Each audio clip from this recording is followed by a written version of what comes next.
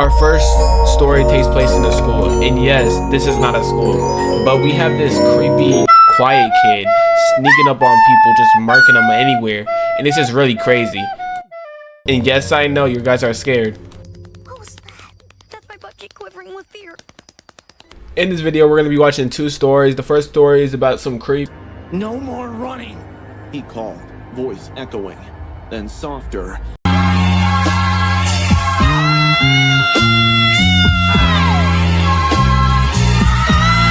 Almost intimate. I need to see inside you, Noah. Tell me that's not Riz right there. That's Riz right there. That's just the most romantic thing you've ever heard.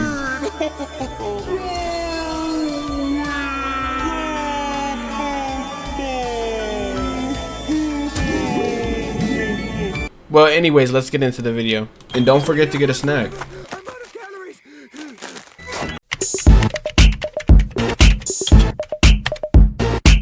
What's up with this kid? 3 students from Westlake High had gone missing in the past month. The police were out on the hunt. Some said they'd been spotted at the abandoned mall on Route 16. Others whispered about a van circling the neighborhoods around school. Our parents started driving us to class. Teachers patrolled hallways during breaks. Pause! Dang! I still don't want to pause. Bro, everybody, bro, I think it's just as creative. It makes everybody ugly. Like, The district implemented twice-weekly lockdown drills just to be safe. The first thing I noticed wasn't his face. It was the smell. Copper and chemicals, like pennies soaked. Yes, they're all chopped! Bro, again, bro. Like, let me chill out, bro. This made me mad, bro, when I just see chopped people, bro. Like they make them overly, like, their eyes don't need to be that big. Like, we just have normal people. Our regular history teacher had been out sick for 3 days. This substitute, Mr. Rowan, carried himself differently from other teachers. While he wrote on the whiteboard, he's the murderer. I don't know, like, but he's the murderer. Like, look, do you see that? On his arm. On his arm. You see his arm? He the murderer. He the murderer. Inched up, revealing a dark stain his hasty washing hadn't quite removed. Yo, I was still staring, trying to piece it all together, when the lockdown alarm blared. The classroom froze. This wasn't the half-hearted monthly drill tone. This was the shrill, pulsing wail they'd only tested once. The one that meant inescapable danger. "Everyone under your desks," Mr. Rowan said, unnervingly calm. He didn't look one bit surprised. As we scrambled for cover, I caught a glimpse through the classroom window. Police cars silently pulling into the parking lot. Officers crouching behind vehicles, weapons drawn. My heart hammered against my ribs. My uncle's a cop. Those weren't positions for a drill. Mr. Rowan didn't follow protocol. He didn't check the lock or turn off the lights. Instead, he pulled down the blinds with deliberate slowness, watching the police through the narrow gap. Something changed in his face, a tightening around the eyes, a twitch at the corner of his mouth. That's how I knew they were— that he was chopped! That's how you knew he was chopped! That's how you knew! I know too, bro, because, you know, if you don't say he's chopped, that's how you knew he was chopped. We're not on the same page, and, like, I'm gonna have to dislike the video. We're here for him.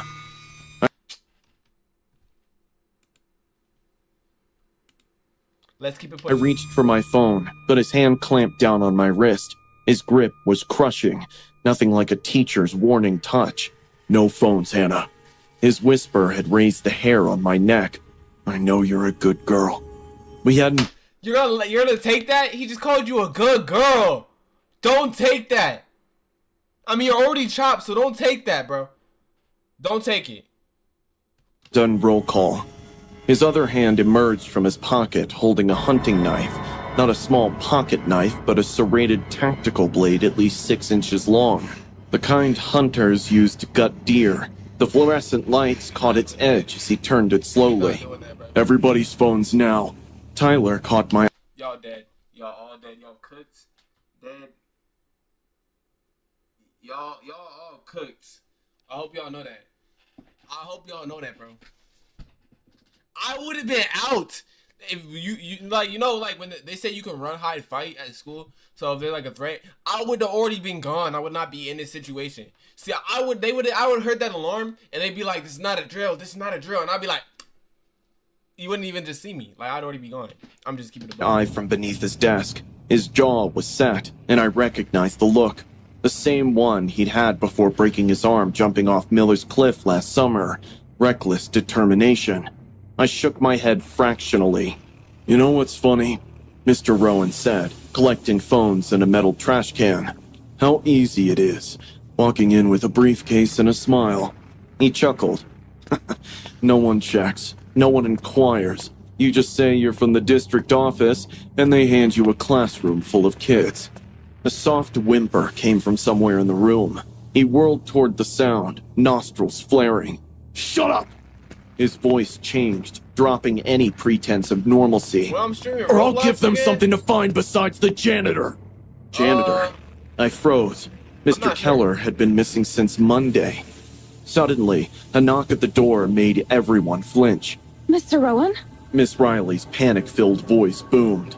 In one fluid motion, he grabbed me, pressing the knife against my throat while pointing it threateningly at the rest of the class.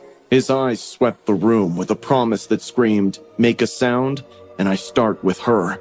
Through the door's small window, I could see only Miss Riley's silhouette, not her face. She couldn't see what was happening inside either. Why you have, bro? She has a Riley's dog silhouette, out, not her face. She bro. Why do you have your dogs out, bro?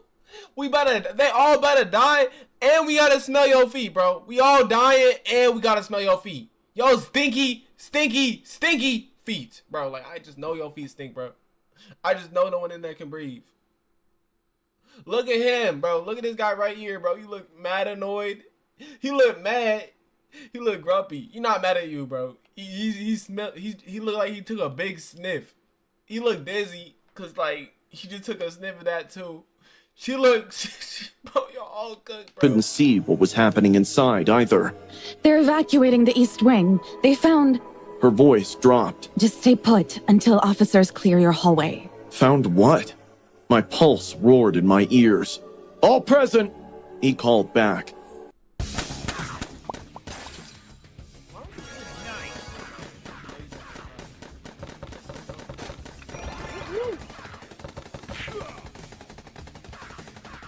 These games just make me so mad. Like, look at it, look at the chat. Look, they just rage bait you the whole time. So that you like, so that you want to play the game. The moment she left, my chair creaked. I had shifted. His head snapped, pupils dilated so wide his eyes looked black. You moved, he said, voice eerily childlike. No one's supposed to move during lockdown. He lunged, grabbing my hair and yanking me up, the knife pressed under my jaw, cold metal against my pounding pulse. All of you, he commanded. Against the wall. My classmates stood up, trembling. You're coming with me, he whispered in my ear, his breath hot and sour. Suddenly, Tyler launched himself from behind a desk, swinging the metal leg he'd twisted off of his chair. It connected with the substitute's knee with a sickening crunch. The man howled, slashing wildly. The blade caught Tyler's arm, opening a gash that immediately bloomed crimson. But the distraction was enough. I slammed my elbow into his ribs and broke free. Everyone get him! I lunged for the classroom phone, jabbing the emergency button. Room 207! I screamed into the receiver. He's got a weapon! He's not a teacher! The substitute's face contorted with rage. He limped toward me, knife raised high. I've gutted people for less! He snarled, lunging forward, but Tyler tackled him from behind. Oh yeah, W. Tyler! Crashed into It death. look like ketchup. It don't even look like blood. This not even blood, chat. This is not blood, it's ketchup. They're just using props, you feel me? About to get some chicken. Jay, you always... Bro, Gavin. Why are you always eating chicken? You freaking monkey. Okay, let me... A tangle of limbs and blood and fury. Other students joined in now, desperation overcoming fear, throwing books, chairs, anything to slow him down. Yeah, slow him down. The door burst open. Two Hey, shoot 'em officers up. rushed in, weapons raised, shouting commands up. that blurred together in my adrenaline-soaked brain. The substitute was pinned, cuffed, dragged upright. As they pulled him past me, he turned, his face inches from mine, and smiled. Promising, terrible, like a death mask carved. Why couldn't they just make the killer good looking, bro? Why do you have to be chopped? Like, bro, that is genuinely scary, bro. From flesh. You disappoint me, Hannah. He whispered, so softly 'cause she's only a I good could girl. hear. She's doing everything I he know said. where you sit, what you smell like when you're afraid. They shoved him forward, but he looked over his shoulder, mouthing two words. Next time. Later, we learned the truth. Samuel Ketch was a man wanted in 3 states for crimes against kids and teenagers. He'd walked out of a maximum security psychiatric ward 2 days. Y'all are watching. Well, getting mutated to the Girl Guardian. Earlier, leaving 3 orderlies dead with their throats cut, the same way they'd found Mr. Keller, our janitor, stuffed behind the boiler in the East Wing basement. The real substitute had been found in the trunk of his own car, 3 miles from the school. Sometimes at night, I can hear that soft click of the box cutter. I've switched schools, but I check the substitute's cuffs every time a regular teacher is out. I keep replaying that moment in my head, the moment when Liam let go of my hand, the moment I should have held on tighter. You killed him! Just, why wouldn't you? Bro, why wouldn't you let, bro? So, it's your fault. Talking about, I should have put his hand a little tighter. Shut up! It was supposed to be a normal Friday. Mr. Carter droning on about quadratic equations while I texted Liam about weekend plans. Just 2 more periods until freedom. No one saw it coming. Ryan had always been strange, quiet, lurking in corners, staring at people for too long. But he was just another weird student at our high school. That is not a student. That is Shrek. That is Thanos. Yep, that is Thanos right there. That is Thanos. That is not a student. He looked like he eat crack. He looked like he'd love it, bro. He brushes his teeth with it. Like, you need to run. I don't even know why you would think that's a student. He looks. People made fun of him, but I tried my best to be nice to him. We exchanged smiles a few times in the hallway. To him. You better be real nice to him. I'm keeping the bug. You better be very nice to that guy. Until Liam told me that he was getting creepy vibes from him, and I stopped looking his way. Then, he was lost in shadows. Until that day, the school intercom came to life. Attention, this is a lockdown. This is not a drill. Please go to the designated safe areas immediately. At first, no one moved. Then I saw Ryan sprinting past our door, a huge knife in his hand. His hands were dripping red. The hunting knife in his grip glistened under the neon lights. But his eyes, God, his eyes, They were chopped. Bro, we need to watch they were a different completely animation. empty. Black pools that seemed to soak up the light around them. His lips were curved into a smile that gave me goosebumps. Someone was screaming. Mr. Carter rushed to the door. "It's jammed!" he shouted, panicked. Bang! Ryan slammed against the door, laughing, a high, childish giggle that didn't match the blood smeared across his face. "Let me in," he sang, voice lilting like a twisted nursery rhyme. "Let me in or I'll blow your pretty little heads off!" Liam grabbed my arm. "Noah, help me!" he yelled, dragging. This nigga's gay. Okay, I can't say that. I can't say it on YouTube. But, like, bro. You're not a man, bro. He said, you grabbed his hand. He said, help me. I just know, bro. I just know, bro. Like, what, bro? Honestly, you just need to give it up, bro. Like, just give it up, bro. Give it a buck. Just give it all up, bro. A heavy desk toward the door. We slammed it against the frame, just as Ryan's knife slipped through the gap, narrowly missing my eye. "I can smell your fear, Noah, baby." Ryan's. He called you baby. You're gonna take? I'm not taking that. Sniffed through the crack, inhaling deeply. It's delicious. His eye Freaky up. pressed against the small window in the door, bloodshot and unblinking. I've been practicing for this day, Noah. The others didn't scream enough. I know They you'll didn't scream shriek. enough? A chill ran down my spine as his tongue darted out, licking blood from his lips. Suddenly, we heard shouts in the hallway. Teachers and security lying, I know dashed you're in, lying. momentarily There's distracting the monster. Ryan stepped back, tilting his head like a curious animal. Hide and seek. He whispered. Ready or not. Now! Liam hissed, and we yanked the desk away and fled. The hallway was a nightmare. Sprinklers drenched everything, making the floor slippery with pinkish water. Bloody handprints smeared one wall where someone had dragged themselves away. Two freshmen huddled by the lockers. Y'all seeing what I'm seeing, right? Is he dead? Okay, he's alive. He's just got stabbed. Clutching bleeding wounds. He cut us and then just watched. One whimpered.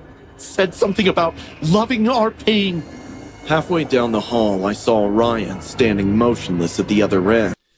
See, this is why, bro. This is people like this. Spam Dom likes boys. I mean, you can spam that, but Dom does like boys. I just know it for a fact. Knife raised, head tilted at that unnatural angle. Find your purpose at Grand Canyon University. They give us Fun, that. affordable, wanna give and us that. career focused. We're not.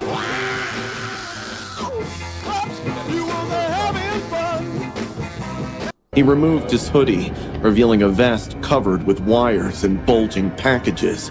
No more running. He called, voice echoing, then softer, almost intimate.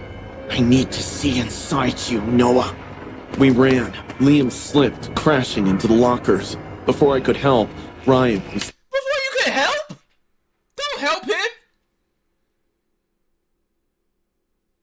No, I'm not getting YouTube Premium, bro. There's no. Bro, I caught you lacking, bro. Look at the picture I got of you. This is embarrassing. But no, I'm not getting that. But bro, do not help him, bro. Just run. there, moving unnaturally fast, knife slashing. I swear his feet barely touched the ground. I ripped a fire extinguisher from the wall and swung it, connecting with Ryan's shoulder. He didn't even flinch, just smiled wider. That tickles. He giggled, eyes dilating. If you don't aim for the head, who taught you how to fight? Bro. Dom likes boys? Yeah. That's what Jan looks like? I agree with that. Jan, you probably look like that.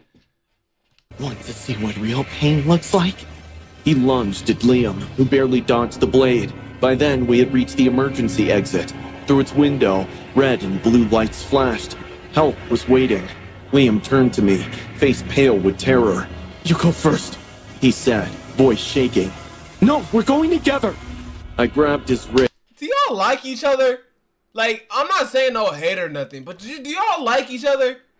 Cause y'all doing a lot of touching, bro. If y'all like each other, just say that. And he shook his head. Don't waste time. Hurry. I stepped through the door, cold night air hitting my lungs. I turned back, reaching for Liam, our fingers connecting. That's when I saw Ryan behind him, appearing like a shadow. His eyes met mine as his arm plunged forward. No! I screamed. The knife entered Liam's back. His eyes went wide, mouth opening in a silent gasp. Ryan's face transformed with pleasure, eyes rolling back slightly as he twisted the blade. His tongue darted out again, tasting the air like a snake. Beautiful. He sighed, as if witnessing something transcendent. The cops were running toward us now, but Ryan wasn't done. The blade flashed again, driving into Liam's side with a wet, sucking sound. I couldn't let go of his hand. I couldn't. Just hold on. Don't let go. I begged. Blood bubbled from Liam's mouth, but somehow he managed to smile. Live your life, mate. He whispered, his fingers going slack in mine. And then he let go. I screamed as his hand slipped from mine, as his body crumpled onto the concrete. The cops tackled Ryan, who didn't resist. He just stared at me over their shoulders, smiling that unnatural smile. How are you black and slow? Like, that's my real question, bro.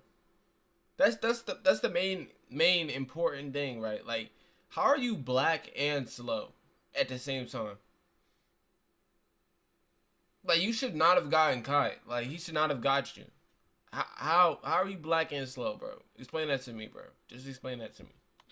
I'll see you in your dreams, Noah, he said, voice carrying impossibly over the chaos. Hours later, I sat on the curb outside the school, wrapped in a shock blanket. Someone had washed Liam's blood from my hands, but I could still feel it, sticky between my fingers. The paramedics couldn't save Liam. He was gone before they even closed the ambulance doors. As dawn broke, I stared at his bloodied school ID, trying to focus on his smile rather than Ryan's words.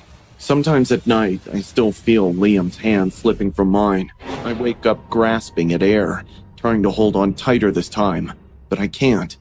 And somewhere in juvenile detention, Ryan waits. The guards report he doesn't sleep, just sits perfectly still, staring at walls, smiling. Sometimes, in the darkest hours of the night, I swear I can feel him watching me through the miles between us. And in my dreams, he whispers that he's coming for me, that he wants to finish what he started, that he needs to see inside me. That could be taken the wrong way. I'm gonna keep it a buck.